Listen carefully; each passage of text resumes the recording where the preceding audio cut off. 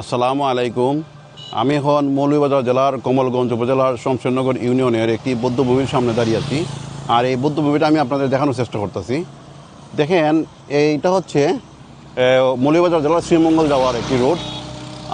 এদিকে যাওয়া যায়, মৌলভীবাজার জেলার শ্রীমঙ্গল উপজেলা যাওয়া যায়, এদিকে যাওয়া যায়। আর এদিকে হচ্ছে মৌলভীবাজার জেলার কুলাউড়া উপজেলা যাওয়া যায়। কুলাউড়া এবং শ্রীমঙ্গলের মধ্যখানের এই স্থানটির নামই হচ্ছে শমশেরনগর। ঠিক আছে, শমশেরনগর ইউনিয়ন, এটা হচ্ছে কমলগঞ্জ উপজেলার মধ্যে পড়ছে। আমি আপনার দেখা যাচ্ছি বৌদ্ধভূমির অবস্থাটা। এই কমলগঞ্জ ইউনিয়নে কিন্তু 6টা বৌদ্ধভূমি রয়েছে। 6টা বৌদ্ধভূমির মধ্যে মাত্র একটি বৌদ্ধভূমি শুধুমাত্র মানে ফাঁকা করা হয়েছিল। বাকি 5টি বৌদ্ধভূমি এখন পর্যন্ত কোনো মানে চিহ্নিত করা হয়নি যে এই জায়গাটা বৌদ্ধভূমি। বাকি 5টি বৌদ্ধভূমি চিহ্নিত করা হয়নি। আর মাত্র একটি বৌদ্ধভূমি চিহ্নিত করা হয়েছিল, এটা হচ্ছে শমশেরনগরে, এই রোডের কিনারে। একবারে দেখেন, এই শমশেরনগরে এই যে করা হয়েছিল বৌদ্ধভূমিটা, যদিও 6টার মাঝে মানে 5টি করা হয়নি, আর মাত্র একটা করা হয়েছে। আর যে একটা করা হয়েছে, এই একটা দেখেন কী পরিমাণ নোংরা, এবং বাঙ্গা রঙের চতুর্দিকে কোনো রং টং কিচ্ছু করা হয়নি। এই যে আপনারা দেখতে পারতেছেন, আমি এখন ভিতরে যাচ্ছি, ভিতরে আপনাদেরকে আরও দেখানোর চেষ্টা করতেছি। এই যে দেখেন গাছপালা, মানে গাছ, মানে ওইটা একবারে পরিত্যক্ত হয়ে গেছে, রং টং তো কিচ্ছু করা হয়নি। আর এই যে 2 বছরে মনে হয় এখানে কেউ আসছে বলে আমার মনে হয় না। চতুর্দিকে দিয়া মানে নোংরায় পরিপূর্ণ, দেখতেছেন আপনারা, কোনো কিচ্ছু করা হয়নি।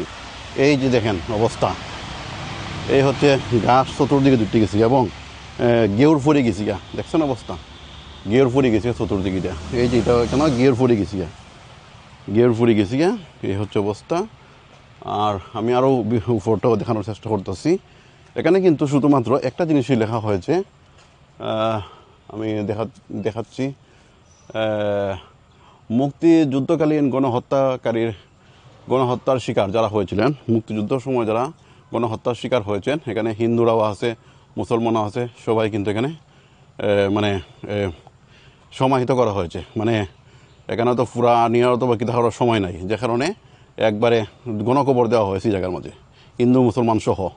এবং এই যে গণকবর সংরক্ষণ করার জন্য এটা একটা সৌজন্য ওই চেয়ারম্যান শমশেরনগর ইউনিয়নের চেয়ারম্যান সাহেব এটা কিন্তু সুন্দর করে যতটুকু পারছেন উনি সংরক্ষণ করে মানে করছেন। কিন্তু বাকি যে 5টা, এটা তো মানে করাই হয়নি।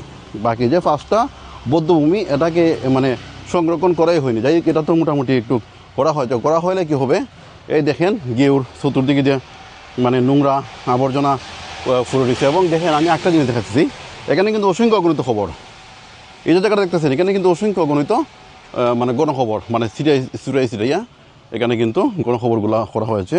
আর এই যে দেখেন অবস্থা গিউর চতুর্দিকে দিয়ে। আর এই যে দেখতেছেন, আমি একটা জিনিস দেখাইতেছি আপনাদেরকে, এটা হচ্ছে বিমানবন্দর। আপনারা অনেকে জানেন, ব্রিটিশ সময়ে 2টা বিমানবন্দর হয়েছিল।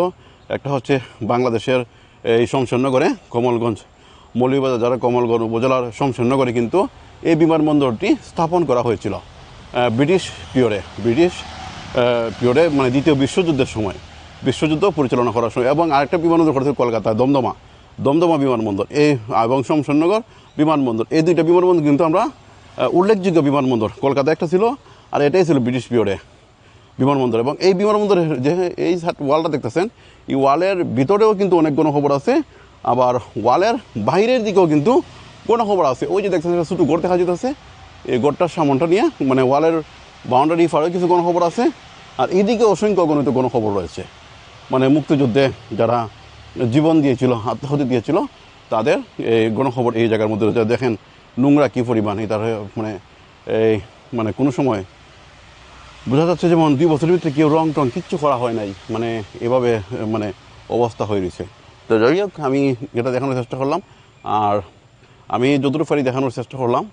এই হচ্ছে আপনাদেরকে দেখাইলাম, এটা হচ্ছে বিমানবন্দর, এই শমশেরনগর বিমানবন্দর, যেটা পুরাতন বিমানবন্দর পরিচিত। যে কোনো কারণে হোক, স্বাধীনতার পরে একটা দুর্ঘটনা ঘটেছিল এই বিমানবন্দরে, যে কারণে এই বিমানবন্দরের পরবর্তীতে বন্ধ করে দেওয়া হয়, শমশেরনগর বিমানবন্দরটি বন্ধ করে দেওয়া হয়। আর এই আমি যারা দায়িত্বরত আছেন তাদেরকে আমি দৃষ্টি আকর্ষণ করতেছি, আমাদের এই বৌদ্ধভূমিগুলো কিন্তু আমাদের স্মৃতি, যুদ্ধের স্মৃতি।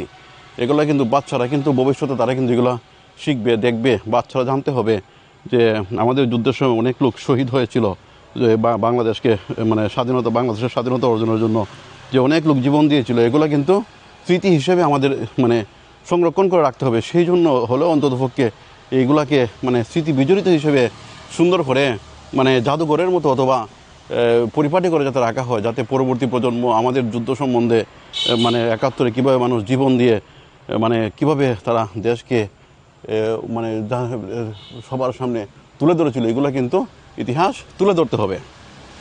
সুতরাং এই জন্য হলো অন্ততপক্ষে এগুলো পরিষ্কার পরিচ্ছন্ন করা দরকার। আমি কিন্তু আরও দেখাইতেছি যে জায়গার মধ্যে যুদ্ধ হয়েছিল, এই যে সামনটা, এই জায়গা কিন্তু আমি এই জায়গায় যাচ্ছি, এই জায়গায় এগুলো দেখাচ্ছি। তবে আমার কথা এটাই, এগুলো যেন মানে ভবিষ্যতে যাতে আরও সুন্দর করা হয়। আমি যাচ্ছি, দেখাচ্ছি। আমার পিছনে দেখতে পাচ্ছেন ওয়াল টপকে আমি এদিকে আসলাম। যাই হোক, আমি এটা আমার দাবি থাকবে যাতে এগুলো কিন্তু পরিষ্কার পরিচ্ছন্নতা করা হয়, কারণ বর্তমান প্রজন্ম কিন্তু এগুলো অনেক ইতিহাস কিন্তু তারা জানে না, যে কারণে তারা কিন্তু মুক্তিযুদ্ধের বিভিন্ন স্থাপনায় মানে যেভাবে মন সেইভাবে ভাঙতেছে, কারণ তারা ইতিহাস না জানার কারণে কিন্তু এই দুর্ঘটনাগুলো ঘটতেছে। সুতরাং বর্তমান প্রজন্মকে আমাদের অবশ্যই যুদ্ধের ইতিহাস এবং আরও অনেক কিছু জানানো প্রয়োজন বলে আমি মনে করি। সেজন্য এই স্থাপনাগুলো অচিরেই পরিষ্কার পরিচ্ছন্ন করে মানে সবার সামনে উপস্থাপন করা দরকার, এবং কে কে শহীদ হয়েছিল সুন্দর করে এবং কীভাবে তারা যুদ্ধে শহীদ হয়েছিল সম্পূর্ণ নেমপ্লেট স্থাপন করে উল্লেখ করা দরকার। ঠিক আছে, আমি এখন এই জায়গাতে বিদায় নিলাম। আর বাকি আরও 5টি গণকবর কিন্তু রয়েছে এই কমলগঞ্জ উপজেলায়, মৌলভীবাজার জেলার কমলগঞ্জ উপজেলায় এই শমশেরনগর গণকবর ছাড়াও বৌদ্ধভূমি ছাড়াও আরও 5টি বৌদ্ধভূমি রয়েছে। এগুলো সংরক্ষণ করার আমি জোর দাবি জানাচ্ছি। আমি এখন কমলগঞ্জ থেকে বিদায় নিলাম। আসসালামু আলাইকুম।